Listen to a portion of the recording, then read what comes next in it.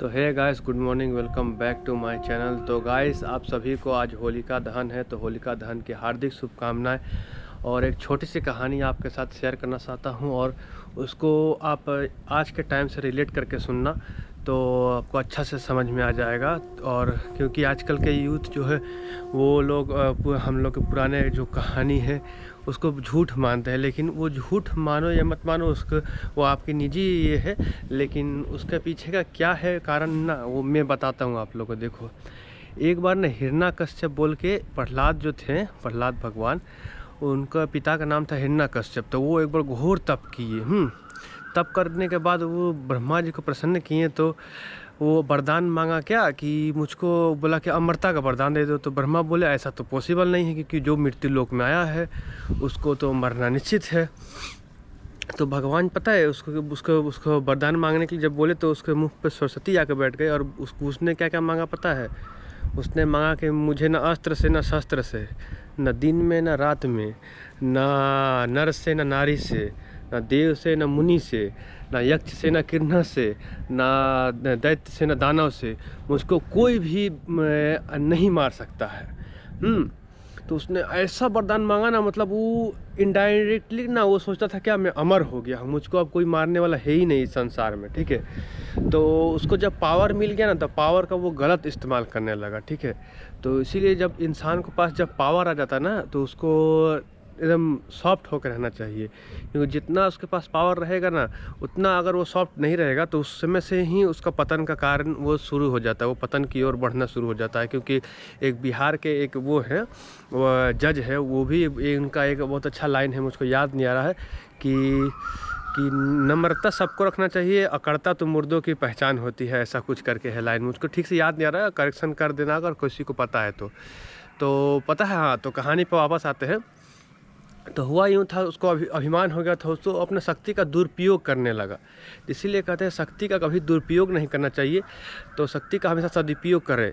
तो फिर उसने क्या किया पता है गाइस? उसने अपना ही राजा प्रजा देव दानव यक्ष किन्नर सबको अत्याचारी करने लगा, अत्याचार करने लगा। और अब अंत में उसका बेटा जो एक हुआ, प्रहलाद जिसका नाम हुआ, वो क्या हुआ है ना कि वो बहुत बड़ा नारायण भक्त निकला। अब नारायण भक्त निकला तो भगवान उसको, उसके पिता ही अपने पुत्र को अनेकों प्रकार से यातना देता था कि ये छोड़ दे, भक्ति छोड़ दे, भक्ति की लाइन छोड़ दे, ये भी राक्षस कुल में आ जाए।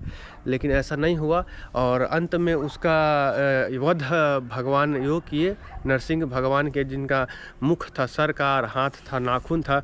तो उसके वरदान के मान रखते हुए उसका वध कैसे करते हैं भगवान, उसको याद दिलाते हैं उसको मारते टाइम। सुनो, वो कहते हैं ना तुझे दिन में मार रहा हूँ ना रात में मार रहा हूँ, हाँ तुमको संध्या समय मार रहा हूँ। ठीक है, अभी संध्या हो भी रहा है, सनराइज हो रहा है उधर। ठीक है, तो तुझको संध्या समय मार रहा हूँ, तुझको अस्त्र से न शस्त्र से मार रहा हूँ, तुझे अपने नाखून से मार रहा, यानी नख से मार रहा। वो संस्कृत में कहते हैं नख, नख से मार रहा हूँ। फिर वो कहते हैं कि तुझे ना आसमान में मार रहा हूँ ना ज़मीन में मार रहा हूँ, तुझे घर के चौखट में मार रहा हूँ, ना तुझे घर के अंदर मार रहा हूँ ना बाहर पे मार रहा हूँ, चौखट पे मार रहा हूँ। हाँ, आसमान पे ना ज़मीन पे मार रहा हूँ, तुझे अपने गोद में मार रहा हूँ। अपने गोद में उसको लेटा के उसका बाद उसका पेट वक्ष जो है उसका चीर डालते हैं अपने नाखून से, और उसका वहीं अंत हो जाता है। और इस पापी के यही, इस कहानी से गाइस हम आपको यही सीख देना चाहते हैं कि गाइस आपके पास अगर जितना भी पावर हो, या किसी भी पोस्ट पे हो, या कोई भी तरीक़ा से पावर में हो, तो उसका सदुपयोग करे, दुरुपयोग उसका ना ही करे तो अच्छा है। क्योंकि वो मेरा जहाँ तक मानना है, और मेरा मानना अगर गलत होगा तो कमेंट में गलत बोल देना, अगर अच्छा है तो अच्छा बोल देना, जैसा आपका ओपिनियन हो दे देना। और बाकी आज गाइस अंधेरा होते ही ना गाइस, पता है वो ये देखो रे, जो पुआल, ये पुआल जो है ना, ये सब उधर अंधेरे होलिका दहन होता है ना, होलिका, तो वहाँ पे देने जाना है। तो शाम होगा तो होलिका दहन भी हो सके तो हम आपको दिखा देंगे कि कैसे होता है। और हाँ, होलिका दहन इसलिए मनाया जाता था क्योंकि उसके जो पिताजी थे ना, प्रहलाद के पिताजी हिरण्यकश्यप, वो क्या करते थे ना, अपने पिता, वो उसकी एक बहन थी, उसका नाम याद नहीं आ रहा है, उसको ब्रह्मा जी से एक चादर का वरदान मिला हुआ था। वो चादर ओढ़ लेती थी तो अग्नि से प्रूफ हो जाता था। मतलब समझ लो एक तरह से हम लोग रेनकोट ओढ़ते हैं ना बरसात से बचने के लिए, तो वो उसको फायर प्रूफ था, उसके पास कुछ कंबल टाइप का, तो वो ओढ़ के बैठ जाती थी। तो आग नहीं जलता था उसको शरीर में। तो वो क्या कि अपने ही भतीजा को मारने के लिए वो क्या कि चादर ओढ़ के बैठ गई प्रहलाद को गोद में लेके। और तो उसके लिए बस भगवान क्या करते हैं कि आके उसका एक्सचेंज कर देते हैं चादर प्रहलाद के साथ, तो वो मर जाती है और प्रहलाद बच जाता है। तो होलिका उसका नाम रहता है, उसका बहन का नाम हाँ होलिका रहता है, इसीलिए होलिका दहन हर बार किया जाता है। तो समझ गए आई होप। तो कहानी आप लोगों को समझ में आ गया होगा। तो शाम तक का इंतज़ार करो, शाम में आप लोग से मिलता होगा इस